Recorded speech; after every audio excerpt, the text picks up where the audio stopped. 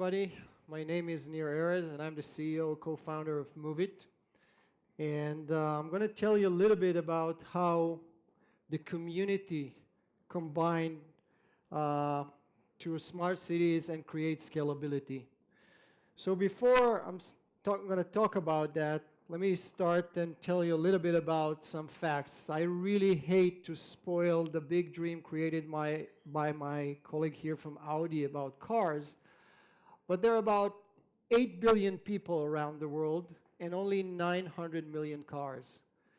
And it actually tells us that the vast majority of people around the world are using either public transportation or other means of transportation rather than private car.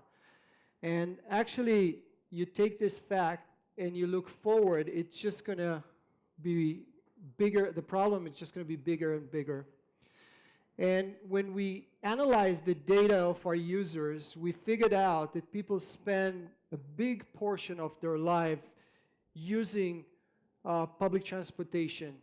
And it can be 12 days out of a year spending on the bus. Just think of the amount of time you're spending commuting to work and back if you're not using your private car. Eventually, it looks like that. People are sitting there waiting, not sure when exactly the bus will come. If you drive a car, think about it. You probably have air conditioning, nice music. Roads are not changing every day, so the only variable is traffic. When you use public transportation, the weather is a factor. Some delays can influence your whole day, and the level of uncertainty is huge. So regardless of how much money we can all collect, we cannot change the infrastructure dramatically enough, but what we can do is we can bring more data to people, and by doing that, we can actually reduce the level of uncertainty and make people's life much better.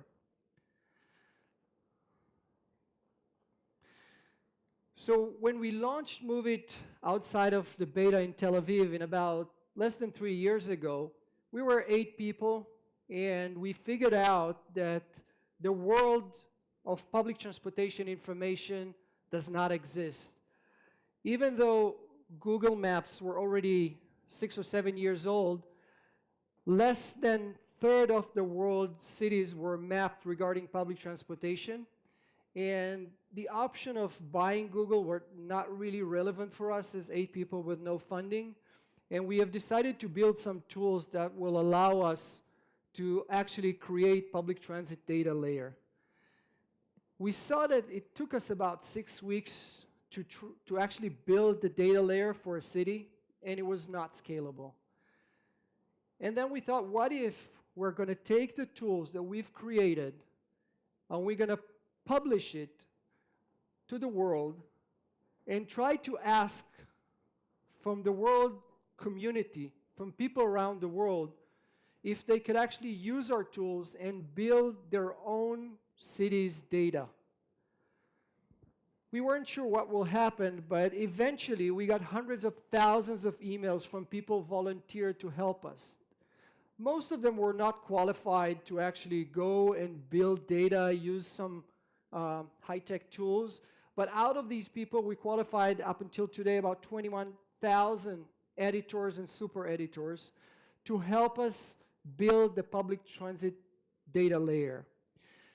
Currently, we have about more than 1,000 ongoing projects. The project is a full metro area data regarding public transportation and other means of transportation.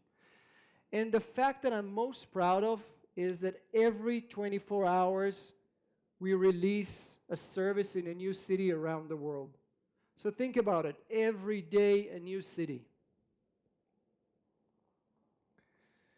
So just a little bit about the numbers. So the number of users is already like 30 million because we're growing at about 2 million new users a month now, and this is like 3 weeks old presentation.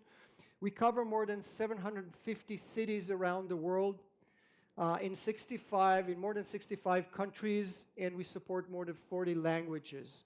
So if you think about it, There was an article a few months ago that actually showed that we have more than 50% more data than Google Maps today. And the gap is just growing. And the gap is growing not because we have money like Google and not because we have the amount of people like other companies around the world. It's because we have the crowd behind us helping us building this data.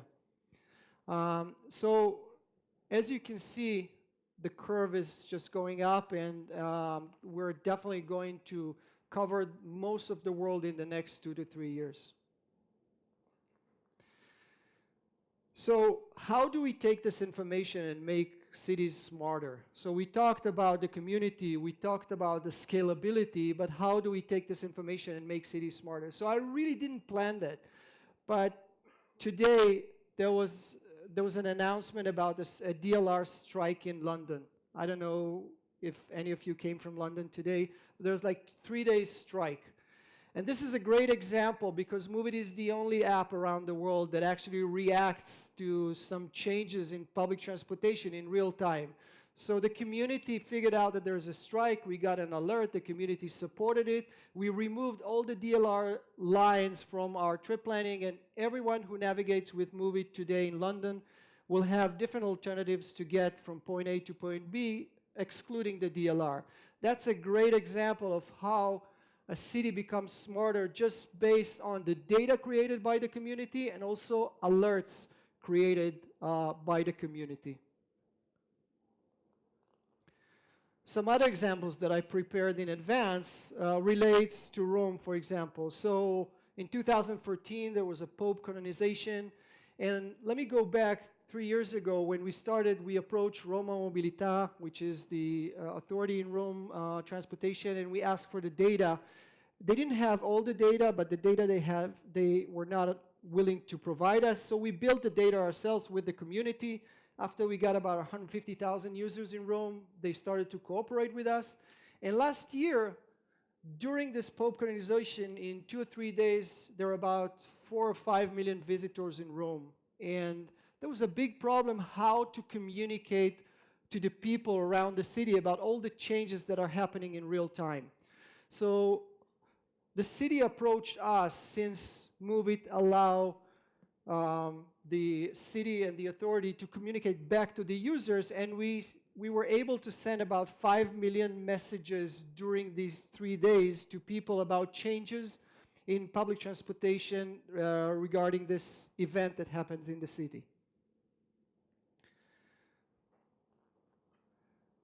Another example related to scheduled event in Brazil, which was the football World Championship. So this is a photo from Rio de Janeiro Control Center, but we have the same in Sao Paulo and other cities. Again, there was a big question about how to communicate, not with the tourists, but with the locals in Brazil that were actually need to understand what would be the changes, which roads are going to be blocked, which means of transportation are not going to be active during the games. And Moovit provided them with the infrastructure that allowed them actually to communicate back to the users. So when we decided to work together with the community, it was not only working together on the offline aspect of generating the data, building the city data, but it's also about the real-time information. We're collecting today about 100 million data points a day from users around the world who are using Moovit to navigate within the metro area. When you take this amount of information, which is growing every day, and you start building statistical data, it's becoming very clear to us how cities can become way smarter. You see the movement of the swarm from the suburbs to the city in different hours. So we're not only aware where people are, but we also know where most people are about to be in 20 minutes. Think about it. People plan a trip with us, so we know the destination.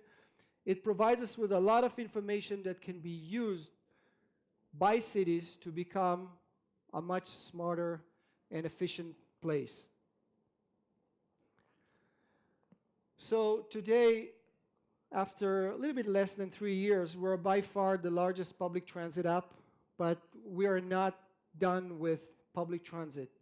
Today, we become an omni-search for people who do not want to use their car. So we combine trips with taxi, with car sharing services, with carpooling, and now we're going to add bike into the trip planning, the multimodal trip plan, and eventually we expect people that leave their house or leave their work without a private car to just go to Moovit and find the best way to get from point A to point B.